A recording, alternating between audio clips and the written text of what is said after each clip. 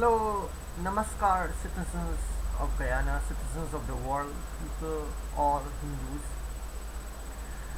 Today, February the 12th, it's Nilakant Divas. Nilakant Divas means the blue-throated day of Lord Shiva.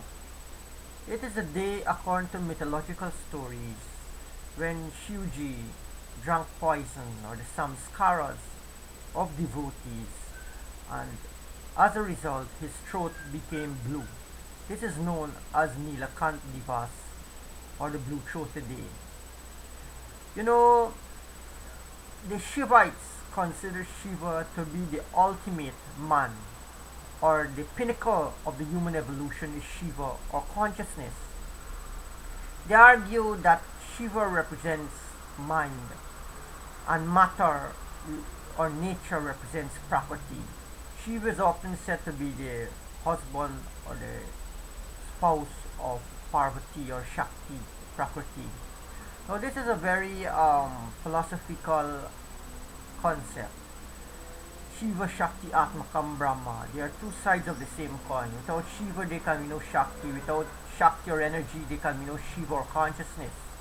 Now, it is usually said that the consciousness is more powerful than Shiva, so Shiva is this husband of Shakti or the spouse of Shakti. This is tantric doctrines. Now, what can we say about the concept of Shiva? It is the evolution of matter. There's always a fight between matter and mind, or matter and consciousness, and this fight is brings about the evolution of mind or the consciousness. Deha Kendrikani Parinam Balani Batani Prana. Through clash and cohesion, the mind evolves or consciousness grows. On Nilakant Divas, we have the story of the churning of the ocean. The churning of the ocean using the mountain Mandara. Now, this story is actually symbolical, or it's an educational story, something like a parable, where devotees churn the ocean represent the mind. They churn the mind through spiritual practice, through sadhana, and the gifts that comes out of the mind, the parijata, the nandi, the cow. We have the all the blessings and beautiful things, the treasure that came out through the churning. At every as they churn and churn, more and more things came out. Dhanvantari came out, the physician, the great Ayurvedic teacher. Dhanvantari came out of the ocean. Then we had Lakshmi, the goddess of good fortune. She gave all her treasures. And at one point, they had a rare item came out, nectar of immortality, or Amrit. Now, Amrit is the result of sadhana or result of doing proper meditation.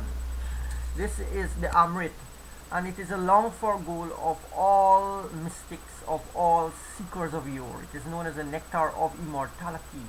Great knights, great crusaders hunted for this nectar of immortality.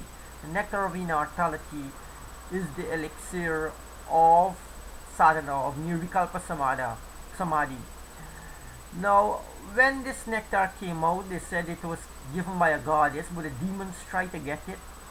So the Lord himself had to take the form of Yogamaya, Mohini, and seduce the demons into giving or giving over the nectar, and then Mohini distributed all to the Devas, the angels, out of pretext that the demons will get, and eventually when she shared to the Devas, the demons got nothing. So, and eventually through the process of churning, prior to this nectar, the the ocean start to give off fumes or poisons, and this is a part of sadhana when by meditation and so many samskaras or all secret habits and psychic tendencies start to emerge. So the avatars and the demons, they became suffocated, they became toxic, so they took their matters to Shiva. Shiva cupped his palms like this, and all the poison he took in his palms and he drank it. As a result, his throat became blue colored. It was known as Nilakant Divas, where the guru or the teacher, the master, takes the samskara of the students and makes his progress faster. This is the doctrine of Nilakantha Divas, that the guru is essential, the teacher Shiva is a very critical person in the sadhana or the spiritual progress of the individual. Now, for countries who do not have a spiritual culture, where people are maybe more physical or more mentally inclined, scientific, these doctrines may sound lawless. They might sound a revolution, but it's a fact, it's true, it's there in the scriptures, and it's a signpost on the way to liberation, to obtaining this sacred nectar of immortality. So, this day of Nilakantha Divas, February the 12th, we can practice by fasting up to 6 in the afternoon, and thereafter you take lime water, warm lime water with salt, with some bananas, you break your fast and take prasadam, nice food, vegetarian foods, and so on. It's the day also when Ananda Murtiji was poisoned. It coincides exactly with the day in India when Ananda Murtiji was poisoned by scrupulous men, by powerful men, and he also exemplified that it was suffering for humanity, suffering the sins of humanity, and he suffered as a result, and it was something like the Nilakantha Divas. Whenever saints or great men come to earth, they have to take on the sins of humanity, take on the sufferings, and through their interaction with society, society is transformed, is educated, is learned about spiritual matters and disciplines. So we have, this is the doctrine, this is the theory of Nilakantha Divas, and just around the corner we have the Shivaratri program is waiting. Shivaratri program is looming. It is a night of Shiva, it's not the birthday of Shiva as many people wrongly think. It's an experience when a hunter in the forest, in modern times, in contemporary times, not too long ago, he had this experience. He was hunting for a deer, his family were hungry, and he climbed this bell tree. And a deer came by and he tried to attack the deer. Suddenly the deer started to speak. Many hunters, and so they can communicate. Many of these tribal people, they can communicate with animals. They have this intuitional ability, this extrasensory perception. And the deer started talking to him, telling him let him go and see his family first, and then he will come back and he can take his meat. So the hunter was waiting in the tree, and he was dropping leaves from the trees, and the leaves were falling on a huge stone structure below down on the earth, and it happened to be a lingam, a Shiva phallus.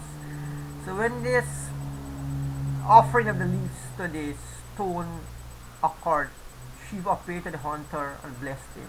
The hunter went back to the village, told everyone that Shiva is real, that this phenomenon really happened.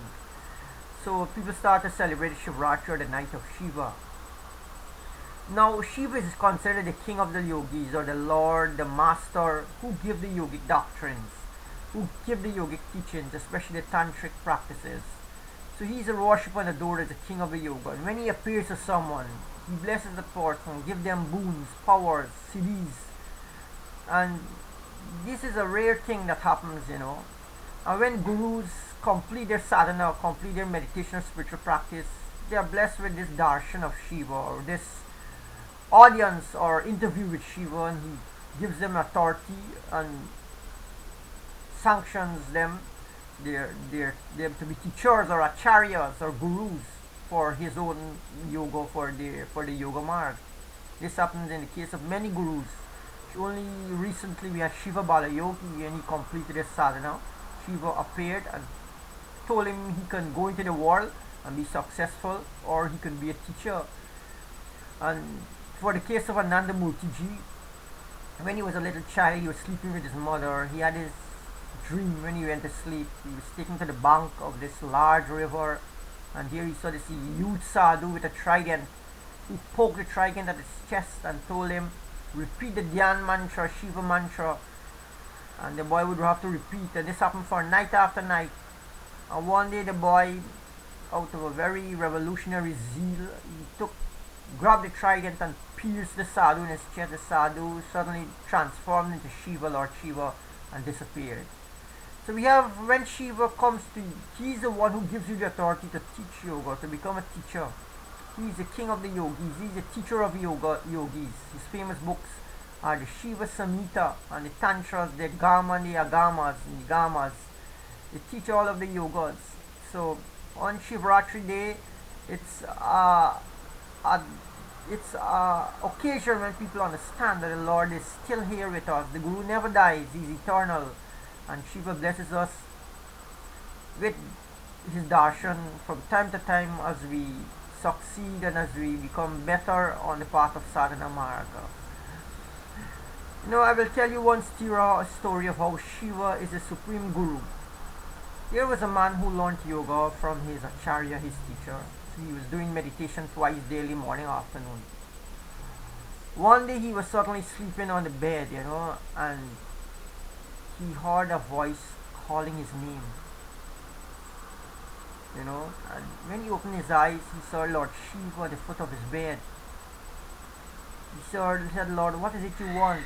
Shiva suddenly jumped on the bed, pounced on the bed, held his throat down, pushed his hand in his mouth and pulled out something. It was a dragon. He pushed his hand again, pull out another snake, push his hand again, pull out another monster, and one after another. When the man was just screaming his head off, eventually when he pulled out about 10 or 15 monsters, he let go of the man's throat, and let him rest there on the bed, gasping and senseless. Suddenly Shiva disappeared.